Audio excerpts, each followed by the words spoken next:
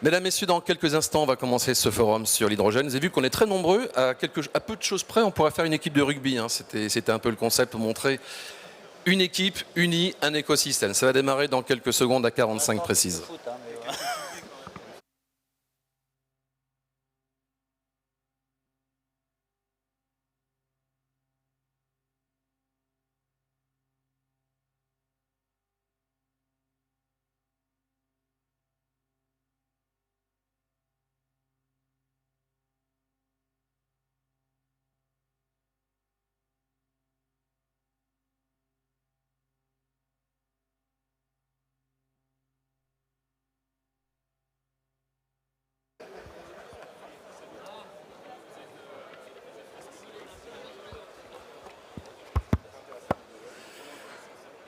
Mesdames, Messieurs, bonjour, bienvenue dans le cadre d'Équipe Auto à cet espace conférence. Et pour ce forum sur l'hydrogène, on a voulu explorer cette thématique car on est ici à Lyon, on est au sein de la région Auvergne-Rhône-Alpes, on en parlera dans un instant avec un élu qui est présent parmi nous. Et puis c'est vrai que l'hydrogène, c'est aussi ce trait d'union entre le salon de l'automobile de Lyon et Équipe Auto. Si vous ne l'avez pas vu, je vous encourage à le faire après cette conférence, bien sûr, mais il y a un espace hydrogène qui est situé dans le salon. Vous verrez des véhicules, il est question d'écosystème. Et justement, ce que je souhaitais à travers cette table ronde, alors encore une fois, on est très nombreux, on est presque autant qu'une équipe de rugby, mais en même temps, c'est un peu normal vu la Coupe du Monde en ce moment. Je vais vous présenter dans un instant l'ensemble des intervenants, mais l'idée, c'est qu'on vous explique que l'écosystème, c'est un ensemble. Il ne suffit pas simplement de faire des véhicules, il faut des sous-traitants, bien sûr, il faut des stations, mais l'un ne va pas sans l'autre, il faut aussi la volonté politique. Et justement, on a réuni un écosystème qui fait que, normalement, au bout d'une heure et quart, vous allez tout comprendre sur ce qu'est l'hydrogène. On a une femme dans ce panel, on a Valérie Bouillon-Delporte, qui représente la maison Michelin, voilà, qui est très impliquée au point de vue local, national, international, et qui est première vice-présidente de France Hydrogène. Pour la filière auto, on a Jean-Luc Brossard pour l'APFA, c'est aussi le président du CCFA. Un élu, je le disais, donc Christophe Jourjon, qui est élu de la métropole de Lyon, donc quelque part un régional de l'étape, un local du régional, si je puis dire, et élu de la région naturellement, où bien sûr il est président de la commission économie, relocalisation et préférences régionales. C'est important, relocalisation, parce que l'industrie justement c'est quelque chose de primordial. On a les constructeurs automobiles avec Richard Meyer pour Stellantis. Au bout de la table, Bertrand Morin pour Aivia. On a également le pôle Cara avec Thomas Cremou. On a aussi GCK avec donc Philippe Jacques. C'est vrai que c'est un acteur régional. On parlera donc du rétrofit, pas seulement de la première monte, mais également de rechange, formation et aussi rétrofit. Je continue le tour de table. On a les équipementiers avec ici Christian Mogy pour Plastic Omnium. Deux personnes sinon rien de Symbio. Alors Symbio, ils ont un stand d'ailleurs sur cet espace hydrogène.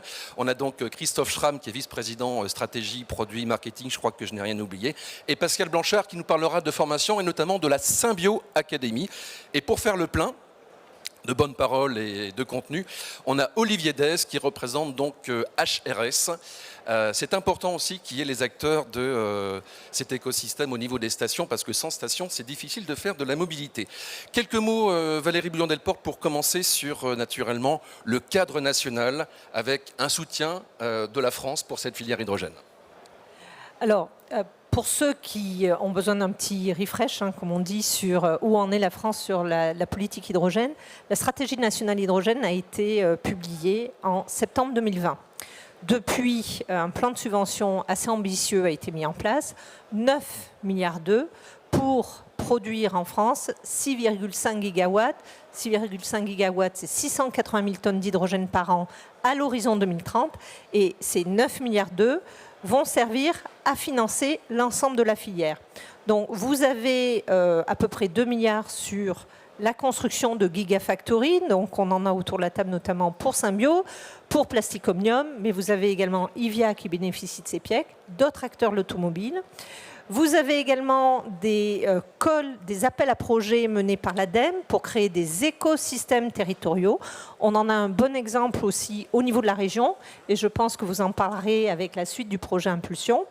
Et puis, vous avez la stratégie hydrogène V2 qui devrait sortir incessamment sous peu et qui probablement se fera dans le cadre de la stratégie nationale bas carbone et dans la loi de programmation énergie-climat. Donc d'ici la fin d'année, on devra avoir un ajustement de la stratégie hydrogène dans laquelle on espère, en tout cas on l'appelle de tous nos voeux, que la mobilité tiendra son rôle, puisqu'on a besoin de mobilité hydrogène en complément de la mobilité électrique, batterie.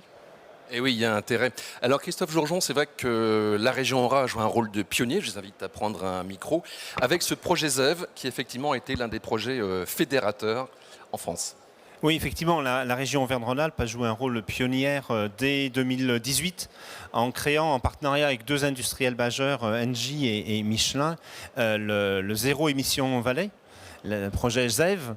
Par la suite, on a été rejoint par Crédit Agricole et la Banque des Territoires pour créer la SAS Impulsion.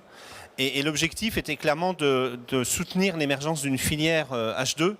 Là-dedans, il y a deux éléments clés. On reparlera plus en détail de la filière tout à l'heure.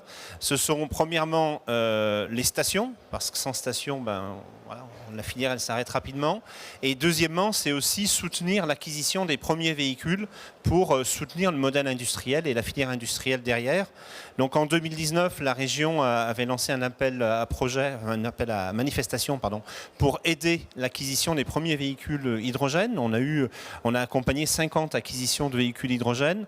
On a relancé un appel à manifestation d'intérêt cette année, en 2023. Il se clôture le 31 décembre 2023, donc vous avez encore le temps pour les professionnels de déposer une demande.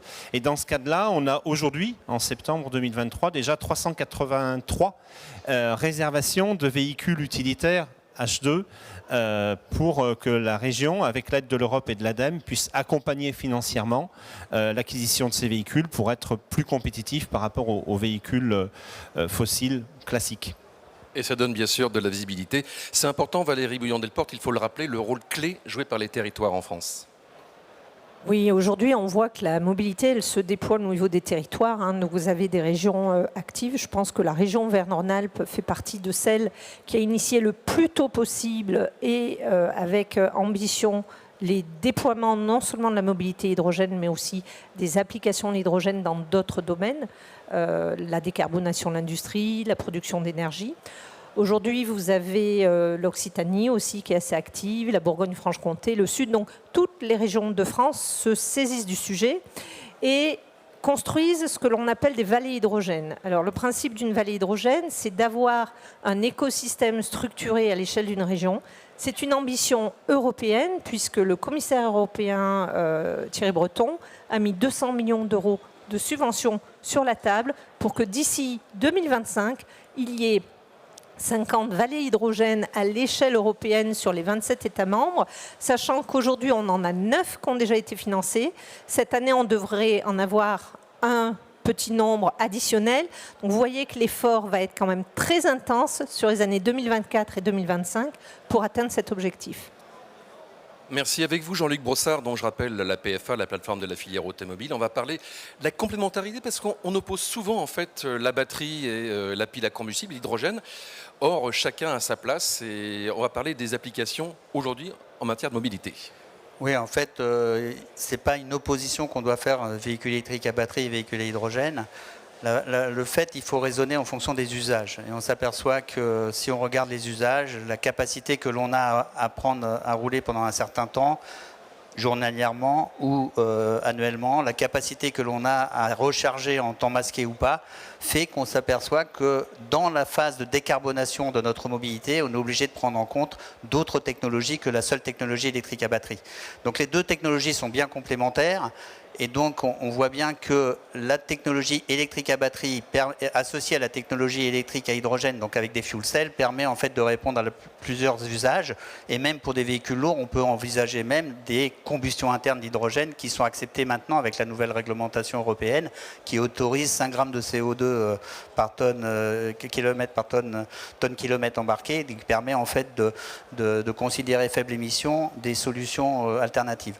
Donc nous, on a regardé en fonction des usages, quels étaient les segments dans lesquels il y avait potentiellement nécessité de développer une solution alternative au diesel et qui ne pouvait pas être électrique. Et on a vu que principalement, on a 4 segments qui se déclinaient, 2 segments utilitaires légers, les véhicules utilitaires légers. Donc Richard en parlera pour Stellantis et qui fait aujourd'hui des offres dans ce secteur-là.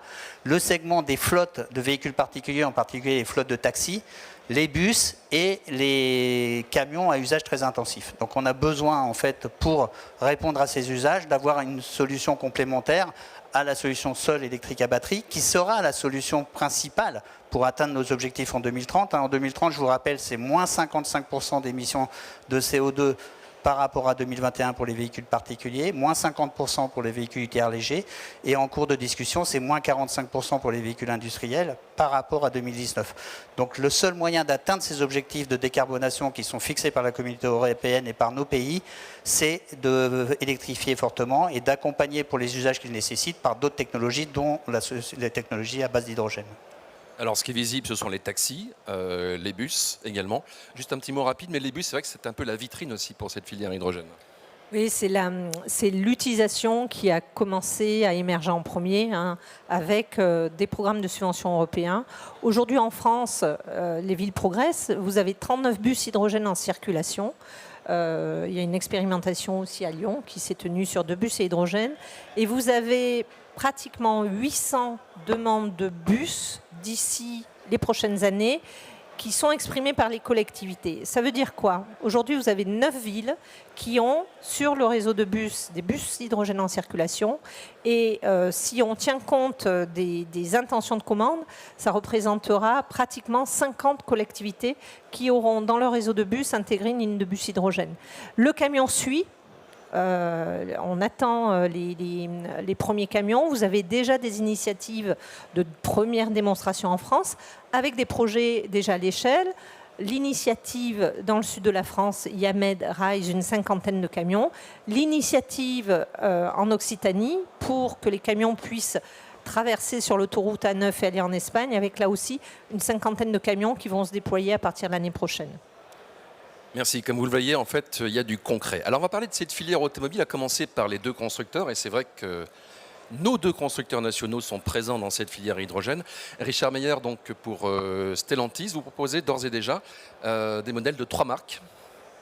Oui, donc notre rôle en tant que leader européen des véhicules utilitaires légers, c'est d'accompagner nos clients dans leur transition énergétique et de leur proposer des solutions zéro émission adaptés à leurs usages et sans compromis, parce que les clients sont prêts à passer au zéro émission s'il n'y a pas de compromis sur les capacités de ces véhicules. Donc ce qu'on a fait très simplement, entre guillemets, c'est en 2021, on a électrifié l'ensemble de notre gamme de véhicules utilitaires légers, solutions électriques batterie. Ça nous permet d'être leader aujourd'hui. On a plus de 47% de part de marché en France, par exemple, sur ce secteur. Mais ce n'est pas suffisant. Ce n'est pas suffisant pour couvrir tous les usages de nos clients, comme ça a été rappelé par Jean-Luc tout à l'heure. En particulier les clients qui ont les usages les plus intensifs, que ce soit pour transporter des biens ou des personnes. Et donc, on a décidé d'investir dans la filière hydrogène et dans une offre produits et services hydrogène, parce que c'est une réponse extrêmement pertinente pour justement ces usages intensifs. Et on a lancé, dès la fin de l'année 2021, on est pionnier, on a été les premiers dans le monde à lancer un véhicule utilitaire léger hydrogène avec une pile à combustible sur notre segment dit medium van, donc c'est Peugeot Expert, Citroën Jumpy et Opel Vivaro. Vu du client, le gros intérêt de ces véhicules, c'est que aucun compromis, encore une fois, sur les capacités, la charge utile, le volume utile. On se ravitaille en 5 minutes, 400 km d'autonomie et tout ça, zéro émission. Et enfin, dernier message important, on parlait tout à l'heure de la filière industrielle française. Évidemment, c'est un élément absolument essentiel et on s'appuie dessus, puisque ces véhicules s'appuient sur la production de notre usine à Ordin, dans le nord de la France. Et on travaille avec des partenaires fournisseurs français, et notamment Symbio. Je pense qu'on aura l'occasion de revenir dessus. Mais oui, parce que justement, signe d'engagement, vous êtes devenu actionnaire de ce fournisseur. Oui, c'est un signe d'engagement fort, je dirais, à la fois, bien sûr, la confiance en ce partenaire, mais aussi notre volonté d'inscrire cette démarche et cette dynamique hydrogène dans la durée. Christophe Schramm, le fait que Stellantis vous ait rejoint, c'est effectivement quelque chose qui est très symbolique. Évidemment, déjà c'est une confirmation quelque part de la maturité de notre technologie, de la justesse de notre plan industriel Et bien sûr, c'est un accélérateur formidable parce qu'on travaille avec le numéro 4 mondial parmi les grands constructeurs, leader sur le segment du VUL. Et ça nous permet, nous, de passer à cette étape qui est celle de notre usine dont je vais parler d'ici un instant. Valérie, en tant que Michelin, c'est aussi une bonne nouvelle, j'imagine? Côté Michelin, on est très fiers. Nous, on est entré au capital de Symbio en 2014, donc à une époque où on ne parlait pas beaucoup de mobilité hydrogène. Faire une JV autour de Symbio en 2019 avec Forvia et aujourd'hui avoir Stellantis à bord, que ce soit Christophe ou Richard l'ont très bien dit, c'est un accélérateur de développement, c'est un signal fort pour le marché et ça montre aussi la capacité d'aller vers des acteurs industriels de premier plan sur une filière industrielle automobile qui a besoin d'aller vers l'électrification. Et la mobilité hydrogène, c'est une excellente opportunité. Richard Meyer, on a parlé des utilitaires, donc c'est pour les professionnels, pour faire de la livraison, un certain nombre de choses. Il y a aussi l'application taxi qui commence à arriver.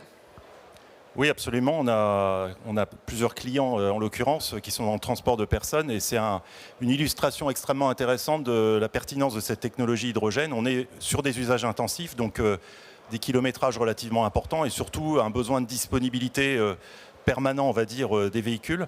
On a donc un certain nombre de clients pour les taxis, pour le transport aussi de personnes à mobilité réduite. Et donc c'est aussi un exemple intéressant parce que ce sont des clients qui bien souvent sont eux-mêmes acteurs de l'écosystème puisqu'ils sont producteurs et distributeurs d'hydrogène. Et donc il y a un côté vertueux associé à tous ces acteurs pour faire tourner l'ensemble de la filière. Merci. On va passer à l'autre constructeur français, le groupe Renault, bien sûr. Je précise que Bertrand Morin est le spécialiste de l'après-vente. Non, il ne faut pas toucher le micro en principe, ça marche tout seul. Et qui nous parlera tout à l'heure de formation. Mais bien sûr, rappelons les fondamentaux. D'abord, ce qu'est HYVIA. Alors HYVIA, c'est une co-entreprise entre Renault et Plug Power, qui est un acteur américain de fabricant de piles à combustible et qui est sur toute la chaîne de l'hydrogène, c'est-à-dire piles, électrolyseurs, production de la molécule et distribution de la molécule.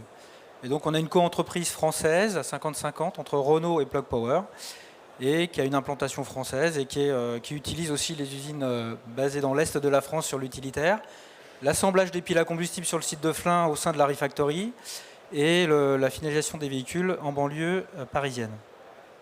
Et avec une offre autour du master. Et nous, on est autour de l'offre, autour du master, comme l'a précisé mon collègue. Et on est sur de l'utilitaire 12 mètres cubes, qui n'a pas de compromis aussi sur la charge utile, l'autonomie autour de 400 km avec une recharge en 5 minutes. On se positionne aussi sur la chaîne complète parce qu'on propose à des clients des stations de recharge, la possibilité éventuellement de fournir de la molécule. Et les électrolyseurs. Avec les électrolyseurs. Et on a notamment un électrolyseur sur le site de Flins qui a produit ses premières molécules il y a à peu près 2 semaines. Voilà. Alors, question que je pose aux deux constructeurs, cet engagement, ce n'est pas juste un coup d'essai. L'intention, c'est de durer pendant des années. Alors, pardon, je réponds en premier, je vous passe la parole. Donc, on a déjà présenté une feuille de route ambitieuse et on est en train de l'exécuter de manière très rigoureuse. Donc c'est, je dirais, la meilleure preuve de notre engagement sur la durée. 2024 sera une année importante. Je vous l'ai dit, dès fin 2021, on a lancé notre premier produit. Mais l'année prochaine, d'abord, on va totalement industrialiser ce véhicule sur la même ligne de production que les véhicules thermiques et les véhicules électriques batteries dans la même usine. C'est une première mondiale sur le plan industriel. Ça va nous permettre de passer aussi à l'échelle. On va également en 2024 étendre notre offre en équipant donc de cette technologie le segment du dessus, donc les vannes supérieures de type Peugeot Boxer, Citroën Jumper. Et donc ça va nous permettre de monter notre capacité industrielle installée jusqu'à 10 000 unités par an. Donc c'est bien la preuve qu'on y croit et qu'on investit sur la longue route. Au-delà de cette étape, on a d'autres étapes qui ont déjà été annoncées et qui vont s'exécuter, comme on l'a dit, et notamment l'extension en Amérique du Nord, puisqu'on va équiper des vannes et des pick-up avec cette technologie également en Amérique du Nord. Bertrand Morin pour HYVIA. Alors, même stratégie, intégration de manière native sur l'usine de Batilly à partir de 2024, donc en masse production, sur des volumes à peu près équivalents. Nous, on a plutôt la gamme haute en termes d'utilitaire et on ira sur la gamme un peu plus basse dans un second temps. C'est du long terme, pourquoi? Parce qu'en fait, ce sont des investissements qui sont relativement lourds, que ce soit en R&D, en manufacturing, Et on va en parler après, mais je crois que la partie après-vente, en fait, c'est bien de mettre des véhicules sur la route, mais il faut être capable de les maintenir et de les réparer. Et l'investissement, le challenge lié à l'après-vente est juste énorme. Donc c'est pas un investissement, c'est pas un coup d'essai sur une année ou 2 ans, c'est quelque chose qui s'inscrit dans la durée. Et je ne vais même pas mettre d'échéance parce qu'il n'y en a pas en fait. Je crois que c'était bien de préciser effectivement tout cela. Alors Jean-Luc Brossard, on a vu les constructeurs, mais ce qui est bien, c'est que les équipementiers, ça suit derrière avec des équipementiers de classe mondiale. Oui, ce qui est important, c'est qu'en France, en fait, on a eu une politique de déploiement et de développement de l'hydrogène qui a été commune. Donc les 2 constructeurs se sont engagés, mais aussi 4 équipementiers majeurs, que ce soit Michelin, que ce soit Symbio, Plastic Omnium, Forvia. Et donc on est dans une logique où on fait de la France en fait une entité qui est très très compétitive sur ce domaine-là. Les équipementiers ont profité, en fait, tout à l'heure, je crois que Valérie en a parlé, d'un investissement des États membres dans le cadre de l'IPCEI, un Important Project for Common European Interest. Et donc, ils ont touché des investissements pour faire des usines qui sont maintenant en train de sortir de terre. Donc, je sais que Symbio, t'en parlera tout à l'heure, Christophe, va nous proposer une inauguration bientôt. Plastic Omnium, vous l'avez fait, la première pierre de l'usine de Compiègne lundi dernier. Et Forvia, je crois que l'usine de réservoir est prévue le 9 octobre. Donc on s'aperçoit qu'en fait qu'on a tout un écosystème qui se met en place, qui permet à la France d'être compétitif et en avance en fait par rapport aux autres pays. Et c'est ça qui est important parce que l'hydrogène, ce qu'on n'a pas dit, c'est quand même la possibilité d'avoir une souveraineté qu'on n'a pas forcément avec d'autres sources d'énergie. Christophe Schramm, donc justement sur le stand de Symbio, sur le salon de l'auto, on voit justement quelques plans de cette usine, un rendu 3D de cette usine de Saint-Fond. Donc c'est vrai que du coup, vous préparez le passage à l'échelle. Absolument. Donc Symbio, effectivement, on a connu quand même une histoire assez impressionnante au cours des dernières années. On a démarré en tant que start-up en 2010, depuis la création de la JV grâce à nos actionnaires Michelin et Forvia/Forestia. En 2019, on a vraiment connu une forte accélération. On s'est déployé à la fois en Amérique du Nord, en Asie. On a commencé à travailler en Allemagne avec Opel/Stellantis. Et surtout, on a réussi donc à attirer des investissements très importants à la fois de l'État français et de la Commission européenne, et avec le soutien évidemment de nos actionnaires, ce qui nous a permis donc d'annoncer des investissements globaux d'1 milliard d'euros sur la période 2022-2028. Et donc les premiers fruits de ces investissements, vous pouvez les voir à quelques kilomètres d'ici. Vous allez à Saint-Fond, sur les bords du Rhône, à côté du barrage de la Sénère.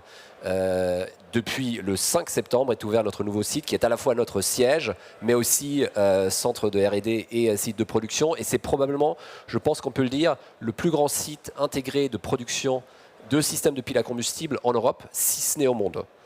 Même les acteurs historiques que sont Toyota et Hyundai, je pense, n'ont pas sous un même toit ce niveau d'intégration. Et quand je dis intégration, c'est vraiment aller du cœur de pile, qui est la cellule, et voir les composants de cette cellule, sur lesquels on s'est intégré, mais aussi avec une JV, avec un gros partenaire allemand, jusqu'au système avec toute la balance of plant. Donc ça nous donne aujourd'hui un coup d'avance. Et c'est pour ça qu'on est aussi très content de pouvoir accompagner Stellantis, et on a un certain nombre d'autres discussions avec des partenaires comme GCK pour aussi aller sur d'autres segments, parce qu'il y a le VUL, mais on croit beaucoup aussi au bus, qui est un petit marché mais qui part vite. On croit beaucoup au camion qui va venir plus tard, et on pense aussi même post-2030 que le passager va aussi ouvrir certains segments pour la pile à combustible. Christophe Jourjon, j'imagine que c'est un motif de fierté d'avoir une usine comme ça aux portes de Lyon. Oui, effectivement, et la région Auvergne-Rhône-Alpes soutient bien évidemment ce projet de Gigafactory. Encore une fois, la philosophie de la région, c'est de développer la filière intégrée, R&D, formation, on en parlera tout à l'heure, industrialisation et infrastructure. Alors, j'aurais dû le dire, effectivement, la région est un partenaire historique qui nous a aidés sur plein de projets. Donc, merci, là aussi. Tout à fait. Et vous avez remarqué d'ailleurs qu'au sein du panel, on a un tropisme également, région Aura, bien sûr. Ceux qu'on leur attache ou ceux qui sont basés tout simplement dans cette région. On va parler de Plastic Omnium avec vous, Christian Mogy. Donc, vous proposez à la fois la pile, grâce à Elring Klinger, et bien sûr les réservoirs à hydrogène. Alors en fait, on a une triple offre parce qu'on fait de la pile à combustible, du système pile à combustible et du stockage d'hydrogène. Donc on est bien sur les 3 périmètres en même temps. Donc avec notre co-entreprise côté EKPO, donc avec Elring-Klinger en Allemagne, donc pour pouvoir proposer des stacks de piles à combustible de moyenne ou de très forte puissance pour servir justement la mobilité lourde en particulier, parce que c'est un des gros sujets qu'on est en train de travailler. Et puis également l'introduction et l'industrialisation des systèmes de réservoirs. Donc déjà pour fournir 2 clients qui sont présents ici, en particulier Stellantis et Ivia, sur les véhicules utilitaires légers. Et on développe également des systèmes de stockage pour la mobilité lourde. Donc comme tu l'as rappelé tout à l'heure, Jean-Luc, pose de la première pierre de notre usine, de notre future usine de La Chelle à côté de Compiègne pour servir 80 000 réservoirs par an. Donc on parle bien d'industrialisation dans ce cas de figure-là. Et puis on reparlera un peu plus tard aussi de l'industrialisation à l'international, puisque c'est un sujet qu'on couvre de façon internationale. Mais oui, alors déjà ce qu'il faut dire, c'est que les équipementiers que vous êtes, ça ouvre un peu les perspectives, parce que c'est pas que de la voiture ou de l'utilitaire, on va bien au-delà finalement. On va même sur de la mobilité type ferroviaire. Donc typiquement on ouvre le scope vraiment très très largement. Complètement, en fait, notre cœur de cible, c'est tout ce qu'on appellerait le on-road, donc sur la route, mais on a commencé à regarder des applications off-road, que ce soit des applications dans la logistique, chariot élévateur, dans la construction, engins de levage, mais aussi engins agricoles, et effectivement, comme le disait Christian, le rail, le maritime, voire le stationnaire. Tous ces segments-là ont besoin de se décarboner, ont besoin de solutions où il faut des forts besoins d'énergie pendant une longue durée, et c'est là que la pile à combustible a sa carte à jouer avec l'hydrogène. Finalement, l'hydrogène mène à tout, on a l'impression. Vous avez un point commun, messieurs, c'est que l'extension de votre business se fait aux États-Unis. Alors effectivement, on a remporté quelques gros business aux États-Unis. On va avoir notamment du coup la mise en place d'une usine de production dédiée pour servir des clients aux États-Unis. Donc il y a déjà Ford qui est de notoriété publique, plus un autre gros constructeur automobile qu'on ne peut pas encore donner aujourd'hui. Ça nous ferait plaisir. On n'a pas le droit, ça. Même sous la torture. Quelques confrères, ils seraient contents aussi de savoir. Et puis, on ne se déploie pas uniquement aux États-Unis, aussi en Asie. Donc, on a aussi une usine qui est en cours de création en Corée et une co-entreprise également en Chine. Donc, on se déploie vraiment de façon mondiale. Et typiquement, en termes de volumétrie de réservoirs, on va être en capacité de produire jusqu'à 200 000 réservoirs en 2026. Donc, ça commence à vraiment donner un peu la mesure de l'échelle à laquelle on est. Et alors, pour nous, on a... évidemment, Stellantis qui nous emmène et qui a contribué à accélérer nos plans en Amérique du Nord. On a aujourd'hui un site pilote qui est en Californie, qui va commencer à assembler des systèmes avec une capacité de 2000 systèmes par an. Donc ça, c'est en cours de construction. Et puis, on vise à partir de, on va dire, 2026-2027, de passer là aussi à une vraie grande usine. Le site a été identifié, je ne peux pas en parler, mais on a déjà des projets, notamment pour accompagner les premiers programmes série que prévoient les grands constructeurs. Merci. Alors, comme on est à Lyon, on a également choisi d'intégrer à cette conférence le pôle CARA, qui est représenté ici par Thomas Cremou. Alors, c'est un pôle de compétitivité. Vous connaissez le principe, c'est relié bien sûr à la PFA, Jean-Luc. Et donc, c'est un pôle qui traite plusieurs thématiques mobilité, de l'auto jusqu'au bateau.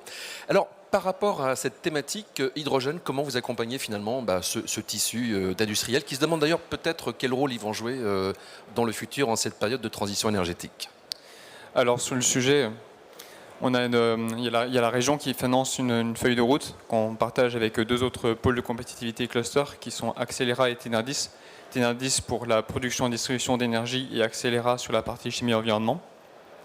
Et dans cette feuille de route, il y a un certain nombre d'événements qui sont organisés tout au long de l'année, des groupes de travail, ainsi qu'une partie cartographie des acteurs de la filière. Voilà, et sachant que dans les acteurs régionaux qui traitent de l'hydrogène, il y a la pile, bien sûr on l'a mentionné, mais également le moteur à hydrogène, et ça c'est une thématique, c'est vrai, qui intéresse bon nombre de professionnels. Oui, on en entend de plus en plus parler de moteurs à combustion hydrogène. L'avantage de cette solution, qui est en parallèle et en transition avec le développement de la pile à combustible, c'est de continuer à utiliser le tissu industriel qu'on a déjà en France et en région Auvergne-Rhône-Alpes. Avec par exemple la filière décolletage qui est dans la vallée de l'Arve. toutes les compétences qu'on a en ingénierie sur la combustion, l'injection et toute la technique. Donc effectivement, c'est un moyen de préserver les emplois, l'expertise surtout. C'est vrai que la grande question qui se pose, Jean-Luc Brossard, c'est comment cette filière automobile peut s'adapter et profiter peut-être des opportunités. Non, bah pour s'adapter, de toute façon, l'esprit de la filière, c'est d'être dans un esprit de neutralité technologique. Donc on regarde en fait toutes les possibilités, on s'adapte. Comme je l'ai dit, il y a une forte part de la décarbonation qui sera tirée par l'électrification de nos véhicules, à batterie ou à hydrogène. Et il y a d'autres opportunités qui dépendront en fait de la capacité d'avoir des durées de vie, des coûts qui sont adaptés. Donc les solutions qui ont été évoquées sont des solutions qu'on regarde, tant pour le véhicule lourd, mais également pour le ferroviaire, par exemple.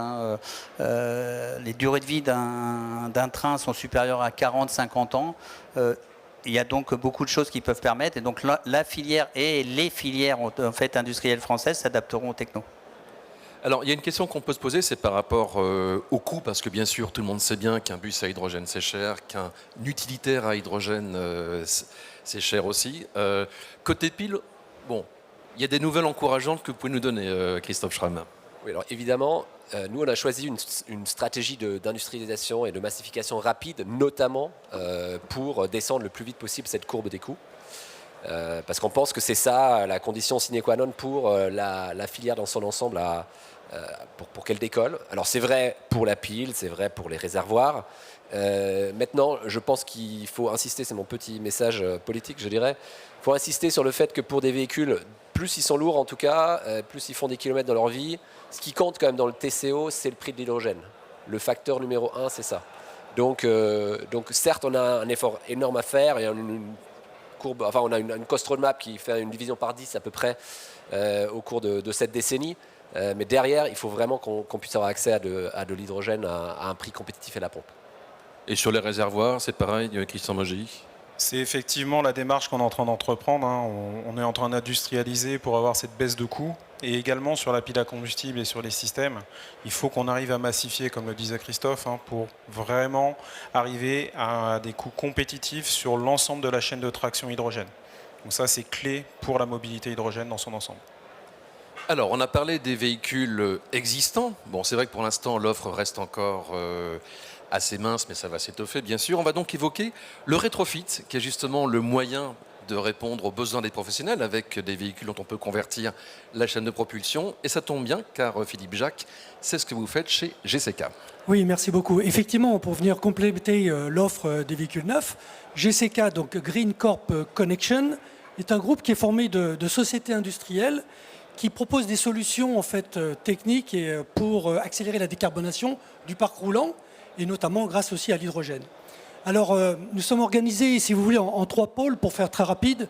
Premier pôle technologique, donc on développe des solutions techniques pour les adapter sur les véhicules roulants, avec par exemple le développement soit de moteurs électriques, le développement, et vous en avez parlé tout à l'heure, de moteurs à combustion à hydrogène.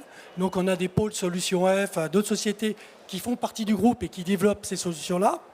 On a le pôle Mobility auquel j'appartiens, où là on vient effectivement proposer des solutions d'intégration de piles à combustible sur des véhicules roulants. Je viendrai vous décrire un peu les modèles de véhicules que nous proposons et que nous transformons.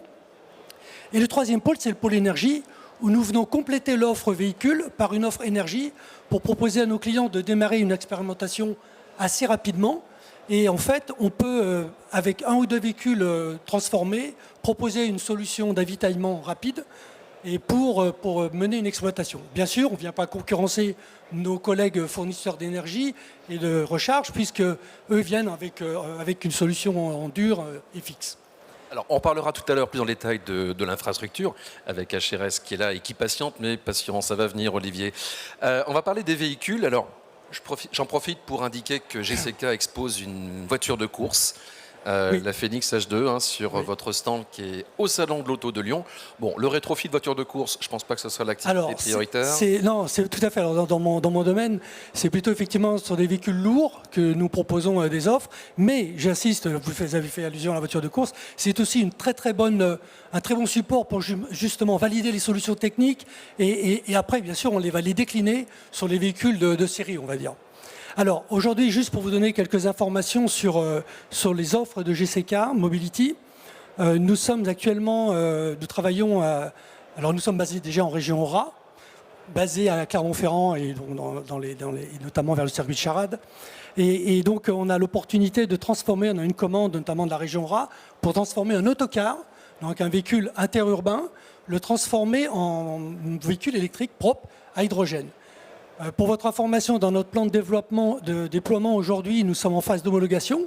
Bon, le parcours est long et difficile, mais nous tenons le calendrier et nous avons bon espoir de vous annoncer dans les prochaines semaines, j'espère, ou avant la fin de l'année, c'est sûr, j'espère vraiment l'homologation du premier véhicule.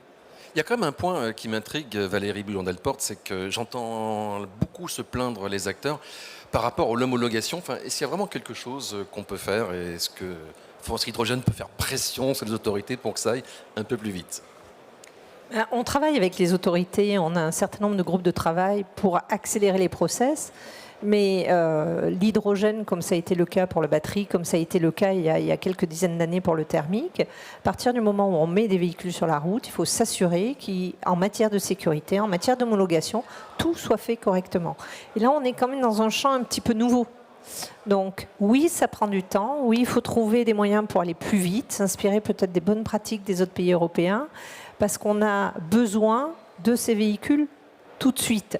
Je vous rappelle quand même, entre les zones faibles d'émissions qui sont en train de se mettre en place, même si elles sont un peu décalées, le besoin des entreprises de passer à l'électrification, qu'elles soient à batterie ou à hydrogène, et puis aussi l'arrêt des véhicules thermiques à l'horizon 2035 pour les véhicules neufs, plus les différentes normes de réduction de CO2, on a besoin des solutions technologiques. Donc il faut qu'au niveau de l'homologation, on trouve les moyens d'accélérer un petit peu le process sans pour autant renoncer à avoir un maximum au niveau des réglementations de sécurité. Christophe Jourgeon, votre regard sur le rétrofit. Alors pour commencer, les autocars, parce qu'au niveau régional, ça vous intéresse? Exactement. Là aussi, la région soutient une brique de la filière. On vient de lancer un appel d'offres pour la fourniture de 50 autocars rétrofités hydrogène. Et comme le disait monsieur, le premier rétrofité est dans les murs de GCK en attente d'homologation. Alors je pense quand même qu'il y a un espoir sur l'homologation, c'est que contrairement aux véhicules légers où on a une diversité infinie des modèles, sur les véhicules lourds et notamment sur les autocars, on a quand même un nombre de modèles qui est relativement limité. Et donc, une fois que l'homologation sera obtenue par GCK sur un type de modèle de car, la production de tous les autres rétrofitages des autres véhicules sera beaucoup plus rapide en termes de. Parfaitement. Le parc roulant, notamment du modèle Crossway, est quand même assez important et nous avons effectivement de belles perspectives pour développer ces transformations. Alors là, on parle de l'autocar, mais je me permets... Il y en a d'autres. Aussi, bien sûr, il y en a d'autres. Alors, on a eu cette chance de démarrer avec l'autocar, mais on est fortement sollicité sur pour d'autres types de véhicules. Donc, nous sommes en train de travailler. Alors, on est encore en étude avant-projet, notamment sur la transformation de camions. Alors, soit des porteurs, soit des tracteurs. Et par contre, ce que je peux vous annoncer aujourd'hui, c'est que nous avons la chance d'avoir été retenus par une collectivité pour transformer des véhicules à benne ordure ménagère en version électrique et hydrogène.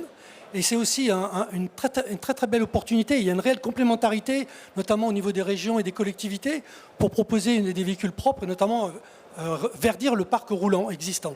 Voilà. C'est un contrat à Dunkerque. Alors on va revenir sur la région Rhône-Alpes parce qu'il y a eu un rétrofit de dameuse pour les stations de ski. Alors, effectivement, donc là on parlait de véhicules routiers, mais nous sommes effectivement aussi très sollicités pour transformer des engins soit de travaux publics, soit dameuses ou autres.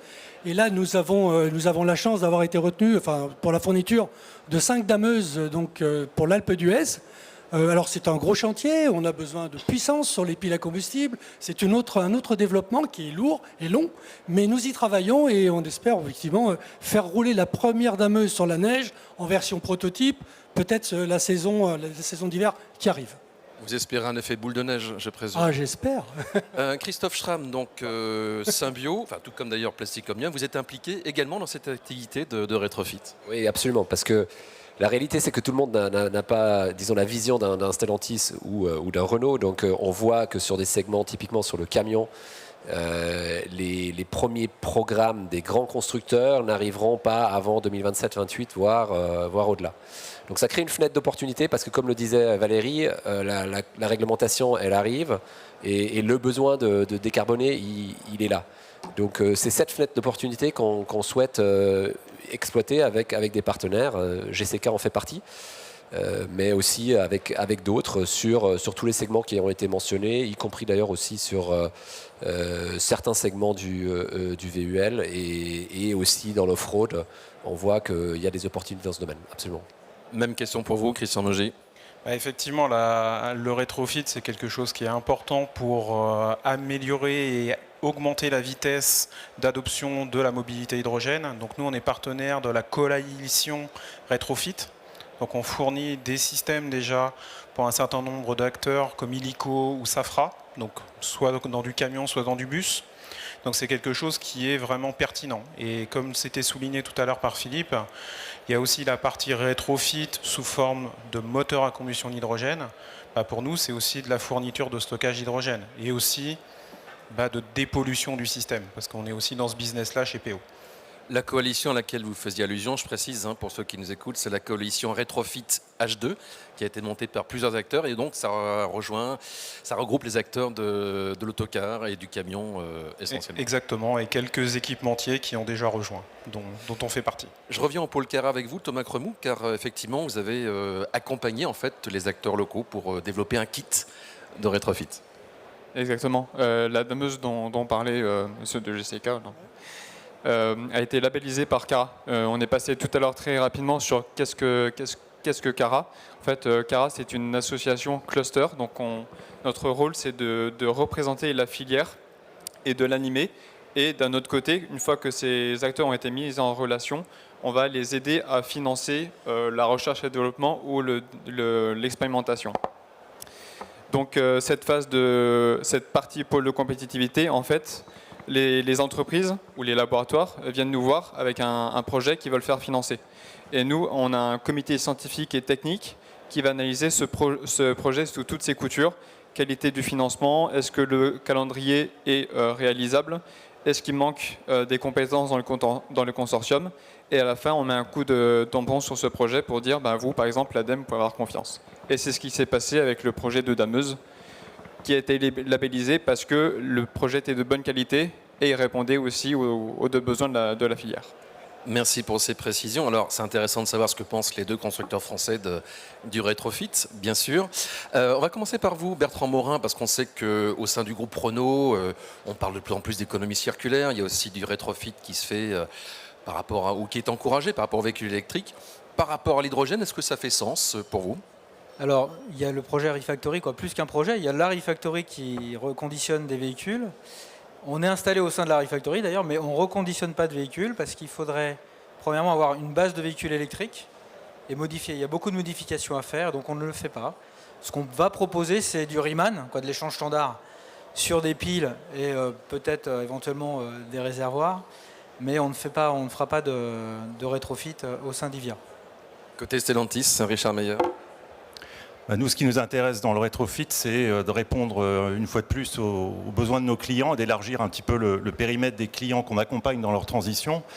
Et là, on s'adresse à des clients qui sont particulièrement sensibles à, l'aspect économique, donc avoir accès à une solution zéro émission la moins chère possible. Et donc là, c'est une solution de rétrofit qui fait sens. À la fois, évidemment, c'est moins cher que d'acheter un nouveau véhicule, mais également, les clients raisonnent beaucoup en termes d'assets. Ils ont déjà un véhicule, ils ont investi dessus, ils l'ont transformé, ils l'ont adapté, ils l'ont aménagé en fonction de leurs besoins. Et donc, ce qui les intéresse, c'est de conserver le véhicule et de le basculer en mode électrique zéro émission. Donc, face à ça, la décision qu'on a prise, c'est de développer une offre qu'on va lancer, qu'on va mettre sur le marché en 2024. On travaille avec un partenaire qui s'appelle Kinomic, et qui permettra d'apporter une réponse concrète et sûre, puisqu'on va embarquer des composants qui sont des composants, sur étagère qu'on a chez Stellantis, et puis une partie de composants évidemment qui est fournie par notre partenaire aussi. Merci Jean-Luc Brossard. Donc le rétrofit, c'est une activité potentiellement porteuse. Le tout, c'est de réussir ce passage à l'échelle, évidemment. Oui, alors le passage à l'échelle, c'est surtout la priorité au niveau des véhicules vendus, donc les véhicules neufs. L'important, si on veut décarboner la mobilité, c'est de décarboner aussi, bien entendu, le parc roulant. Et donc, on a des besoins de réflexion sur le parc roulant. Et c'est pour ça, comme le disait Richard, on doit accompagner les clients. Et donc, la décarbonation la plus rapide pour le parc roulant, c'est trouver des solutions de carburant décarboné qui sont capables d'être utilisées sur des véhicules existants. Vous avez vu, Stellantis a annoncé que 28 de ses moteurs étaient compatibles avec des carburants décarbonés. Et puis, accélérer le rétrofit qui permettra justement d'accélérer cette décarbonation globale pour laquelle on est tous responsables. Donc le rétrofit est une opportunité, c'est une opportunité pour le parc et c'est une opportunité pour accélérer en fait la façon de s'approprier en fait la technologie hydrogène ou la technologie électrique, parce qu'il y a aussi du rétrofit électrique, et donc se l'approprier le plus rapidement possible. On en vient à la question de l'infrastructure qui est le point 4 dans cette conférence qui rencontre à 5. Ça vous permet de savoir à peu près où on en est par rapport au timing. Où on est bien, on est confort et je vous remercie tous. Alors Christophe Jourgeon, c'est vrai que ce projet ZEV, Zero Emission Valley, il a permis de donner une visibilité en matière d'infrastructure. Oui, mais clairement. La première visibilité en termes d'infrastructure, c'est effectivement des stations. Pour se ravitailler en hydrogène, des stations ouvertes au public, contrairement à des stations qui peuvent être internes à des utilisateurs industriels. À ce jour, on a déjà 4 stations qui sont déployées sur le territoire d'Auvergne-Rhône-Alpes. 2 vont l'être d'ici la fin de l'année. Et dans le cadre d'un ZEV 2 soutenu par l'ADEME, on a un objectif à court-moyen terme d'arriver à 20 stations sur l'ensemble de la région Auvergne-Rhône-Alpes. Donc c'est vraiment une infrastructure qui est vitale. Et l'objectif aussi, c'est que ces stations, elles soient de plus en plus configurées pour les véhicules lourds qui sont une cible prioritaire de développement et d'accélération sur la filière hydrogène. Et d'ailleurs, à ce propos-là, on a lancé on va soutenir l'acquisition d'une centaine de véhicules lourds dans les années à venir, dont les 50 cars rétrofités dont on parlait tout à l'heure. Merci. Valérie Buon-Delporte, c'est la société Impulsion qui porte le déploiement de ces stations localement et Michelin fait partie des actionnaires. Oui, Michelin, mais pas que. C'est un bel exemple, Impulsion, d'un partenariat public-privé. Donc ce projet Zero Emission Valley, il a été co-construit. Il a été construit avec la région, avec des partenaires industriels, donc Engie et Michelin. Et cette société a été créée en 2019. Le projet remonte à 2017. Donc vous voyez, on était quand même des pionniers. Et en 2019, on a créé cette société avec aussi la Banque des Territoires et le Crédit Agricole. Donc c'est une des premières régions qui va être dotée d'un maillage de stations hydrogène qui va permettre à des professionnels de traverser le territoire du nord au sud et de l'est en ouest en roulant dans les mêmes conditions que le véhicule thermique, mais sans polluer, en mode électrique avec de l'hydrogène. Ce qui est intéressant également, c'est que ce projet, mais je ne veux pas forcément empiéter sur votre territoire, mais ce projet a aussi servi de base à une stratégie hydrogène très ambitieuse de la part de la région. Donc ça a été un petit peu la pierre angulaire ou la première pierre qui a permis à la région aujourd'hui de se positionner de façon très très large au-delà de la mobilité sur les applications hydrogène. Et Impulsion finalement en est un des axes, mais pas que. Merci Valérie. Alors je vous présente Olivier Dez, directeur général délégué pour HRS. Alors on va expliquer ce que signifient ces initiales dans une seconde, mais ce qu'il faut savoir, c'est qu'HRS c'est une belle histoire parce que c'est un sous-traitant d'Air Liquide et puis c'est un chaudronnier en fait qui a monté la boîte. Et c'est justement parce qu'il y a beaucoup de tuyauterie derrière les stations à hydrogène, eh bien ça a été la chance pour vous finalement d'éclore. Tout à fait. Déjà, on remercie aussi Impulsion parce que c'est eux qui nous ont permis aussi de prendre notre envol en nous faisant confiance aux côtés de McPhy et d'Attaway qui sont des concurrents et partenaires dans le projet ZEV. Oui, on a changé de stratégie, passé, comme vous dites, de la tuyauterie industrielle à la station de ravitaillement en 2019. Aujourd'hui, on a une usine avec une capacité de production de 200 stations par an. On vient d'installer au cours des 2 dernières années plus de 12 stations en Europe. On avait déjà produit dans le passé 34 stations. Donc aujourd'hui, quand on regarde le nombre de stations en Europe, un peu moins de 200 stations, on en a produit à peu près plus d'une cinquantaine.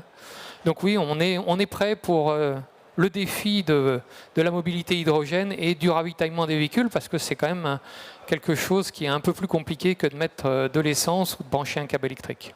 Et alors justement, vous travaillez sur l'amélioration, notamment pour le débit, pour que justement les pleins puissent se faire plus vite pour les gros véhicules et les camions.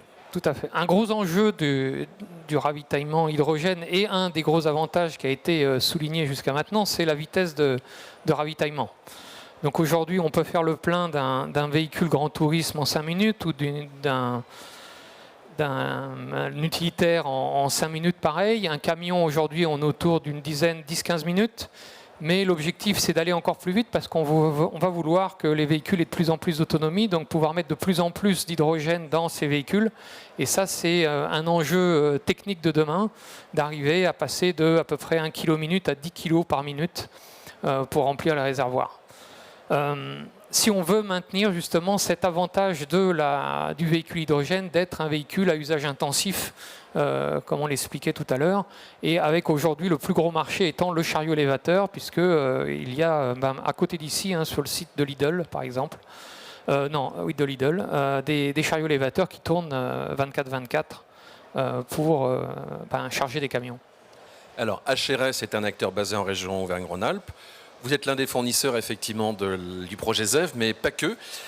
Par exemple, vous êtes impliqué sur le développement de Hype en Ile-de-France.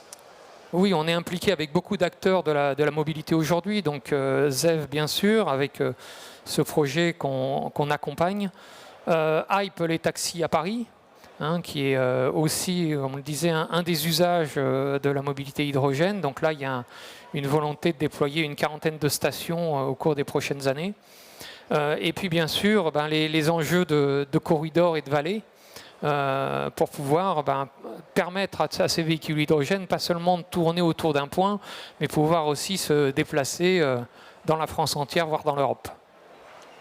Très bien, merci Olivier. Alors je vais demander à Valérie et à Jean-Luc de prendre chacun un micro. Le temps, Jean-Luc, d'étendre ton téléphone. Et on va parler, donc Valérie, effectivement, de prendre un micro et d'évoquer donc l'étude que vous avez menée ensemble, finalement, parce que ce qui convient maintenant, c'est de cadrer un petit peu le plan de déploiement des stations et de fixer des objectifs dans les années qui viennent. Oui, alors cette étude, on l'a menée conjointement France Hydrogène et la PFA. Pourquoi ? France Hydrogène, son domaine, c'est l'hydrogène, la mobilité en fait partie, et la PFA, c'est d'accompagner le développement de la filière automobile. Et donc de s'assurer que les véhicules qui sont mis sur la route puissent aller s'avitailler. Tu veux dire quelques mots, Jean-Luc, sur l'étude ? Non, oui, on va dire quelques mots. Donc, juste pour rappeler, c'est qu'on parle d'un écosystème. Donc, on a vu qu'il y avait des usages qui nécessitaient une mobilité autre qu'électrique et probablement électrique, hydrogène ou hydrogène. Et donc, ce qu'on a besoin, c'est à la fois tout un réseau qui permet d'avoir de l'hydrogène fortement décarboné, donc c'est-à-dire une électricité décarbonée en base, et la capacité de distribuer la molécule en fait qui sera issue de cette électricité décarbonée. Donc on a besoin d'avoir de l'énergie décarbonée et un réseau de stations suffisant. L'offre véhicule, comme vous le savez, on l'a, que ce soit au niveau des VUL aujourd'hui et probablement demain à partir de 2025, j'espère, plutôt que 2027 au niveau des camions. Et donc on a regardé à partir des volumes et des expéditions de ce qu'on pensait nécessaire en termes et que pensait arriver en termes de volume dans les différents segments, quels étaient le positionnement en fait des stations d'hydrogène. Donc on voit que pour les VUL et pour les camions, on est capable de définir en fait les flux de mobilité et donc de dire on aura besoin des stations. On a fait un modèle avec l'IRT systémique qui a défini le positionnement des stations. Donc on sait que globalement on aura, donc je vais prendre une fourchette large, donc si on prend le capacitaire qui a été évoqué par les différents constructeurs et différents équipementiers, on sera capable de faire au moins 300 000 véhicules d'ici 2030. Si on regarde les réflexions autour du TCO, de la disponibilité et de l'offre, on sera probablement entre 50 000 et 300 000. Donc on a une fourchette relativement large, mais on a besoin d'un certain maillage de stations qui est à peu près, en France, a besoin de 400 à 800 stations qu'on aura besoin d'ici à la fin du quinquennat. Plus précisément 915 à l'horizon 2030. Oui, c'est pour ça que je me suis présenté, j'ai arrêté à 2028. Dont 747 sur les VL. Ce qui est important, c'est que ce schéma directeur, il a été fait en garantissant un modèle économique pour les stations. Donc on s'est assuré qu'on allait prendre, sur les localisations qui étaient retenues, suffisamment de trafic pour qu'il y ait un modèle économique. Donc il y a des zones qui sont un peu moins bien couvertes. Ça, c'était l'étape 1. On est en train de faire l'étape 2 avec l'ensemble des régions pour remonter un petit peu les projets en cours, remonter les intentions, les confronter au schéma d'implantation déjà existant pour arriver à un modèle complètement abouti qui montre un petit peu le développement de ces stations jusqu'à l'horizon 2030. Ce qui est important, c'est que la réglementation européenne impose aussi un rythme. Alors c'est un début, il faut le voir comme un seuil minimum, mais vous avez l'AFIR, donc la réglementation sur les infrastructures d'énergie alternative, qui a été votée, adoptée par le Parlement et qui va imposer aux 27 États membres de construire des réseaux de bornes de recharge électrique et des stations hydrogène. Sur l'hydrogène, à l'échelle européenne, c'est un minimum 650 stations. En France, ça fait 68 stations, des stations de grosse capacité, 1 tonne par jour, avec un minimum d'espacement de 200 km sur les grands corridors.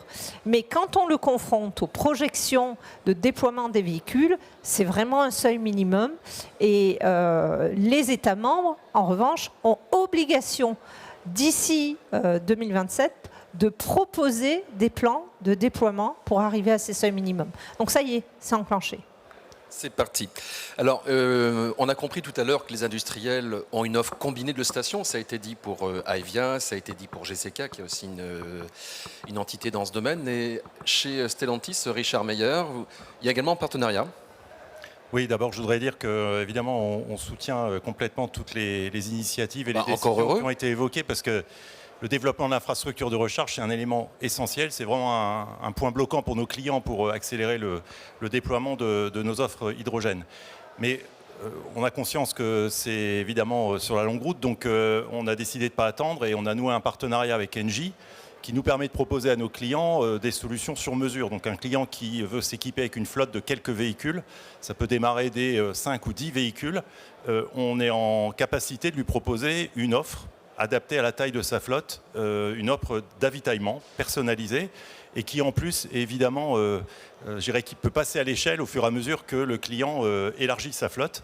Donc il y a 3 niveaux d'offres que l'on propose en fonction de la taille de la flotte du client.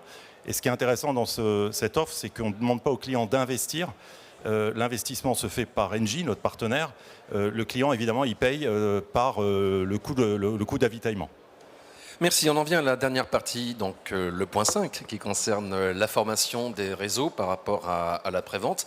On entre dans les 20 dernières minutes de cette conférence et c'est l'occasion d'écouter Pascal Blanchard, qui a été très patient, et chez Symbio, chez Monsieur Formation. Alors, ce qu'il faut rappeler, c'est que Symbio a été l'un des premiers à lancer une académie. Voilà, c'est pour former les futurs Top Gun de l'hydrogène, j'imagine. Exactement. Donc, c'est vrai que le premier défi, ça a été qu'on s'est lancé, c'est de former toute une filière. Donc comment on fait ça? Déjà, on ne fait pas ça tout seul. On a fabriqué un front pionnier, avec le pôle Cara, avec des écoles d'ingénieurs, avec des sociétés de conseil, avec l'INERIS. Et on s'est lancé dans la fabrication de 50 modules pour former les techniciens et les ingénieurs de la filière. D'abord chez nous, puisqu'on est passé de quelques dizaines de collaborateurs à quelques centaines de collaborateurs en quelques années. Et ensuite, on s'est tourné vers l'extérieur, vers nos clients en premier, et ensuite vers les réseaux de distribution et de réparation. Donc aujourd'hui, ça donne quoi, vous allez me dire? On a une 50aine de modules, dont une partie en e-learning. On a formé à peu près 400 personnes, et en 2025, on va en former jusqu'à 5000. Avec donc des gens extérieurs dans la formation, parce que vous l'avez dit, c'est pour des besoins internes, mais y compris des clients, des partenaires? C'est indispensable, Laurent. C'est indispensable. Il faut démystifier cette technologie qui n'est pas connue par les garages aujourd'hui. Et là, je mets en avant mon pôle après-vente. C'est que nous, on peut se concentrer sur les problèmes qui demandent une expertise, mais il faut impérativement que les réseaux nous aident sur les problématiques les plus simples, comme la maintenance et le dépannage de tous les jours. Thomas Cremou, donc pour le pôle Cara, effectivement, c'est très important la formation. Et donc là encore, vous avez joué un rôle d'assistance par rapport à ces projets. Oui, on a participé en tant que pôle de compétitivité cluster encore au montage du consortium. Et après, pendant toute la vie du projet, on a pour objectif de mettre en lien le projet avec le campus des métiers et des qualifications pour les automobilités. Et donc, l'objectif de ce lien, c'est de former les professeurs aux technologies hydrogène pour qu'à leur tour, ils puissent former les ingénieurs de demain. Et en troisième, on aide aussi à la création de supports pédagogiques pour le grand public. On peut peut-être donner un exemple. Safra, par exemple, c'est un client à vous, et donc vous les aidez aussi? Alors bien sûr, Safra, ça a été un de nos tout premiers clients. Et avec eux, on a développé une structuration d'une offre de formation pour transmettre. C'est vraiment l'objectif de transmettre les compétences à nos clients pour qu'on soit vraiment en partenariat et qu'on puisse s'aider pour avoir la meilleure efficacité possible sur ces nouveaux produits. Alors vous aussi, Olivier Dès, vous avez une école depuis quelques jours, la HRS School. Oui, tout à fait. On a un peu les mêmes problématiques, c'est-à-dire qu'aujourd'hui, on est en phase d'accélération. On est passé de 30 personnes en 2020 à 130 personnes aujourd'hui. Donc, tous ces nouveaux arrivés, il faut les former, il faut qu'ils soient, si on veut qu'ils soient efficaces dans l'évolution de l'entreprise, on a besoin de leur apporter tout le savoir-faire dans la partie hydrogène. Et c'est vrai qu'aujourd'hui, malheureusement, étant une nouvelle filière, c'est pas encore enseigné dans les écoles. Donc, bien sûr, aujourd'hui, on suit un peu le modèle de symbiose, c'est-à-dire qu'aujourd'hui, l'objectif, c'est vraiment de former les nouveaux arrivants et les nouveaux employés d'HRS, avec la volonté demain de pouvoir ouvrir cette école plus largement pour pouvoir justement former toute une filière et que ça puisse profiter à l'ensemble de la filière et pas seulement à nos propres usages. Alors avec vous, Valérie Boulan-Delporte, et sous l'étiquette première présidente de France Hydrogène, on va parler de formation et de recrutement, car effectivement, il y a des enjeux énormes, et il n'y a pas très longtemps, vous présentiez donc un projet qui s'appelle Défi, qui a permis de mieux cerner en fait quels étaient les besoins.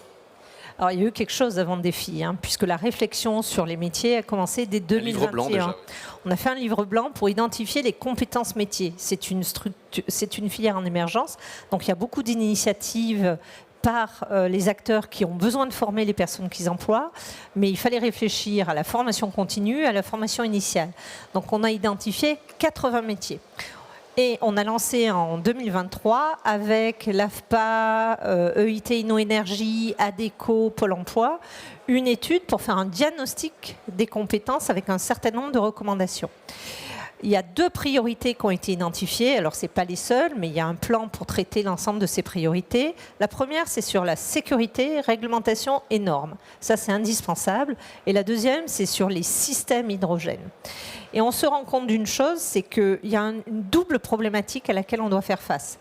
On manque de main-d'œuvre formée à ces métiers, à l'hydrogène, et en même temps, il y a une multiplication des offres d'emploi.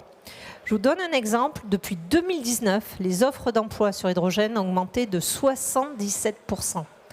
Sur la seule année 2022, vous avez eu 7000 offres d'emploi qui concernaient l'hydrogène. Le métier numéro 1, c'est chef de projet. Donc le chef de projet, si vous êtes chef de projet, vous avez un avenir en or dans l'hydrogène.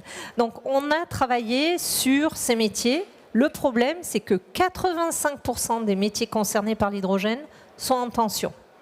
Donc il faut vraiment former de façon accélérée. Et pourquoi c'est d'autant plus important? C'est qu'au niveau français, on a identifié que la filière hydrogène, grosso modo à l'horizon 2030, peut représenter 150 000 emplois. Et vous avez la même problématique en Europe, et vous avez des programmes en Europe autour de la formation. C'est un programme qui s'appelle Green Skills for European Project. Et là, l'objectif, c'est de se dire comment on forme des gens, car la filière hydrogène en 2030, c'est 1 million d'emplois. Et la filière hydrogène en 2050, c'est 5,4 millions d'emplois. Donc autant vous dire qu'il faut commencer tout de suite pour que ces personnes soient formés. Et France Hydrogène fait partie de ce projet européen aux côtés de 30 autres partenaires, et vous avez 15 États membres qui sont représentés. Donc vous voyez bien que c'est un problème qui n'est pas spécifique à la France, mais qui est spécifique au développement de la filière hydrogène, que ce soit en Europe, mais aussi dans les autres régions du monde. Permettez-moi de poser la question, mais pour recruter chez vous, chez Symbio, Plastic Omnium, pour les usines, ça se passe comment? Si vous voulez bien en parler, naturellement. Ouais, alors, en l'occurrence, on est assez heureux. Mon DRH disait hier qu'il fait des envieux quand il parle à des collègues. On a eu l'année dernière à peu près 10 000 candidatures pour, je ne sais plus exactement, entre 200 et 300 recrutements. Donc Symbio est un employeur. Il n'y a que l'embarras du choix, donc. Alors, ça ne change rien au constat que fait Valérie. C'est-à-dire que sur les métiers, disons, pointus de la filière, notamment sur tout ce qui est autour de l'électrochimie, là, c'est difficile. Et quand vous regardez nos équipes de R&D, en fait, vous vous rendez compte qu'on a des équipes très internationales. Non seulement parce que c'est difficile de trouver des gens de qualité, mais aussi parce qu'on veut diversifier et faire venir les meilleurs du monde entier. Mais donc on n'a pas de problème en tant que Symbio, parce qu'on est plutôt une entreprise, je dirais, attractive sur le territoire, et qu'on bénéficie malheureusement aussi de la transformation de la filière automobile. Mais c'est vrai que sur les métiers bien spécifiques, on a du mal. Ouais, effectivement, pour recruter des nouvelles personnes pour nos usines ou pour nos centres de R&D, c'est quand même un petit peu compliqué d'arriver à trouver les bons profils bien formés au métier de l'hydrogène. Néanmoins, on forme en interne nos équipes.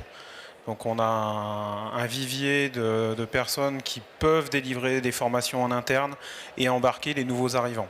Donc ça permet vraiment d'accélérer la formation au poste des équipes qui nous rejoignent. Et à côté de ça, on fait aussi des interventions dans les écoles, justement pour aller attirer les meilleurs profils. Vous voulez dire quelque chose, hein, oui, monsieur je voulais Jean-Jean. juste dire un mot, c'est-à-dire que effectivement la filière hydrogène a un immense besoin de compétences, mais c'est vrai aussi pour tout ce qui est industrie verte, tout ce qui est énergie renouvelable, tout ce qui est décarbonation. Et à ce niveau-là, la région elle intervient à 3 niveaux. Premièrement, c'est augmenter l'offre de formation au niveau ingénieur et technicien. On vient de lancer, les écoles d'ingénieurs d'Auvergne-Rhône-Alpes viennent de lancer plus 25% de diplômés à 5 ans en ingénieur et en assistant ingénieur. C'était une réponse à un appel d'offres de la région. C'est aussi renforcer la formation professionnelle, notamment via les CFA, mais pas que, pour toute la partie technicien.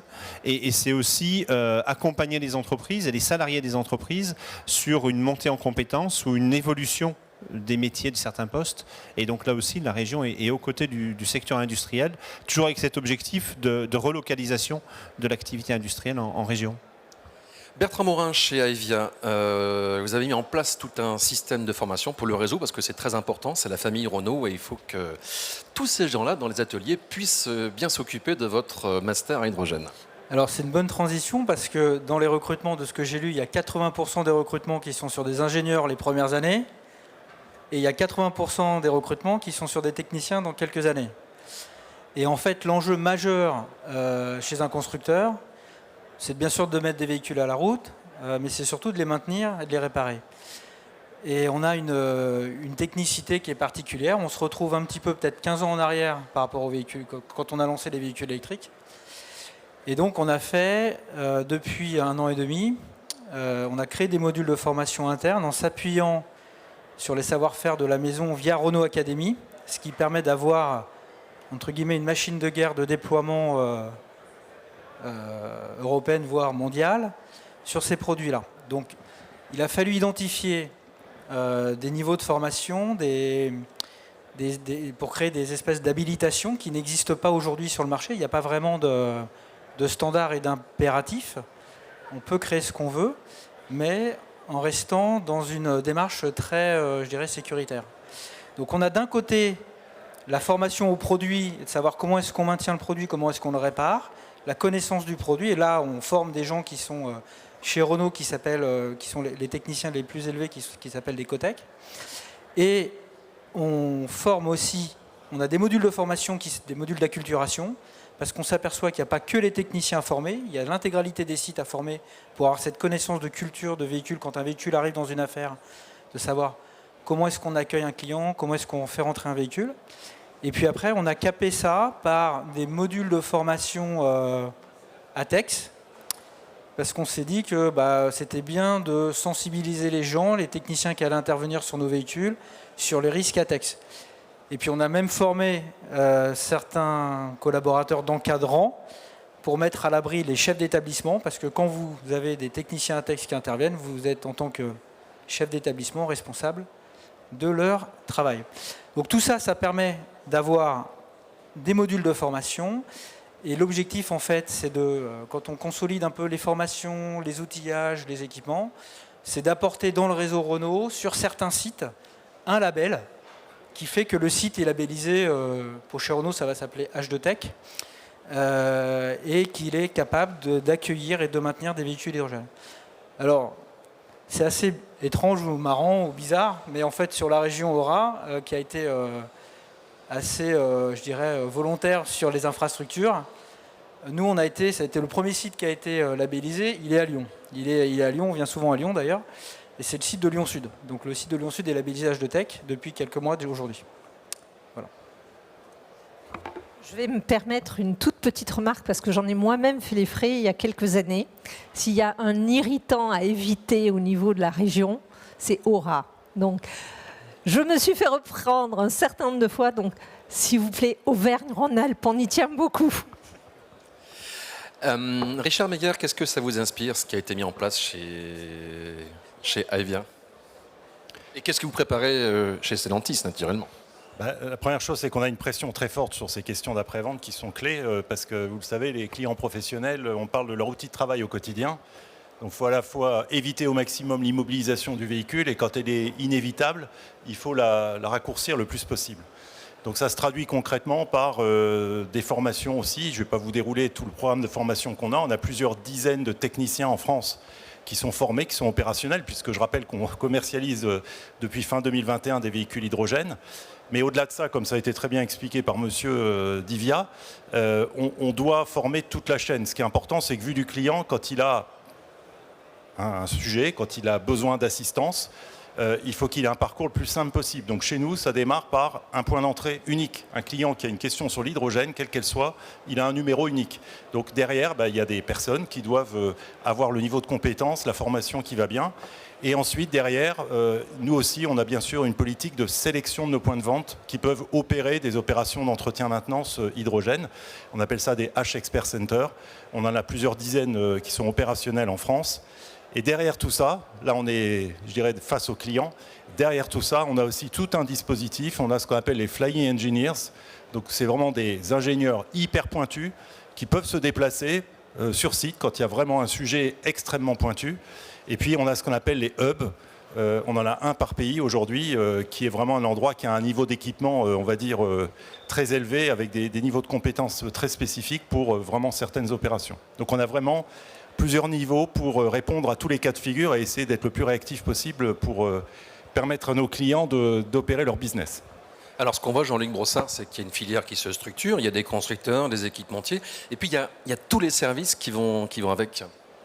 Oui, alors pour compléter sur la formation, l'accompagnement, donc la filière a accompagné énormément les académies hydrogènes avec un pôle dédié à l'attractivité compétences emploi sous la responsabilité de Caroline Cohen. Et donc on est bien impliqué avec tout ce qui a été dit et on est bien à la manœuvre pour faire l'interface avec l'institution publique et les aides en fait qui peuvent être apportées. Donc oui, il y a un écosystème, c'est plutôt rassurant de voir que tu parlais d'une équipe de rugby, équipe française de l'hydrogène en place. On a tous les éléments qui sont représentés, tous les éléments qui sont en place. Et donc le rôle de la filière, c'est de pousser et de permettre l'amorçage de cette technologie. Notre prochain challenge, c'est le passage à l'échelle. Donc il faut le faire. Et le passage à l'échelle, ça ne se fera pas tout seul. Donc il y a besoin que l'ensemble des activités montent en même temps. Donc on a parlé de l'énergie. Donc il y a besoin de faire de l'énergie décarbonée, de l'hydrogène décarboné à un prix compétitif. Il y a besoin de vendre des produits. Les produits sont proposés. Il y a des camions, il y aura des camions, il y aura des bus, il y a déjà des VUL, mais ils sont encore du fait des volumes qui sont faibles à des prix élevés. Donc il y a besoin qu'une vision du TCO fixe soit abaissée. On a besoin aussi en fait d'une infrastructure. Donc il faut aider. C'est vrai qu'on a une imposition par l'Europe, comme l'a dit Valérie, qui est le nombre d'infrastructures de recharge qui est demandé minimal pour les pays au niveau d'hydrogène, avec une station tous les 200 km, mais ce n'est pas suffisant. Donc il faut pousser l'infrastructure et il faut pousser les compétences. C'est important qu'on ait des ingénieurs, qu'on ait des gens capables de réparer et tout. Donc c'est tout un écosystème qui se met en place et c'est pour ça que la filière automobile, c'est plus la filière automobile seule, c'est la filière automobile et mobilité et qui prend en compte l'ensemble de l'écosystème. Merci. Peut-être un petit mot rapide de conclusion. Christophe Jourjon, vous êtes heureux ici à Lyon d'avoir à la fois les voitures qui sont exposées de toute nature d'ailleurs, hein, ça va de la voiture sans permis jusqu'à la voiture de sport. Il y a le pôle hydrogène, on y tient. Et bien sûr ici, toute la technologie qu'on a pu évoquer sur Equipoto. Oui, alors d'abord merci à Equipoto d'avoir organisé une table ronde sur l'hydrogène. Je pense que c'est symboliquement très important et c'est pratiquement fort utile. Ça, c'est la première chose. La deuxième chose, effectivement, nous, on est très heureux au niveau de la région Auvergne-Rhône-Alpes d'avoir contribué à structurer cette filière H2. Mais si on a pu la structurer, c'est grâce à la richesse des acteurs régionaux. Juste quelques chiffres, il y a 154, je crois, industriels qui travaillent de près ou de loin dans la filière hydrogène, dont une trentaine dont c'est l'activité principale ou essentielle. Donc c'est quand même une force de frappe majeure. Il y a beaucoup d'universités, de grandes écoles qui travaillent aussi sur des projets de R&D ou de recherche tout court dans le domaine de la filière hydrogène. Il y a effectivement le cluster Cara ainsi que les pôles de compétitivité Tenerdis et Accelera. Donc il y a une richesse et un foisonnement d'acteurs qui permet en plus de couvrir la totalité de la chaîne de valeur, c'est-à-dire de la production, le stockage, la distribution, mais aussi les véhicules, le rétrofit, les équipementiers. Et donc ça, cette richesse-là, elle est porteuse d'ambition pour l'avenir et de succès pour l'avenir. Merci à vous tous. Alors vous savez, je suis très heureux parce que déjà on n'est pas en retard. En fait, on finit précisément à 17h. Quand j'ai lancé ce projet de conférence XXL, quand j'ai dit qu'on aurait plus de 10 intervenants, on m'a regardé en disant mais c'est pas possible. Et quand j'ai dit on va tous être ensemble sur scène, on m'a dit c'est pas possible. Et pourtant, vous voyez, on l'a fait. Merci à la FIEV et à la FCFC pour le prêt de ces manches debout. Et surtout, un grand merci à tous nos intervenants.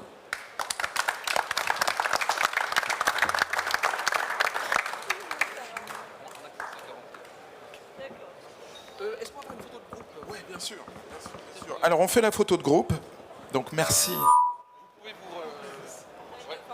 C'est bon ? Voilà. Donc, un grand merci.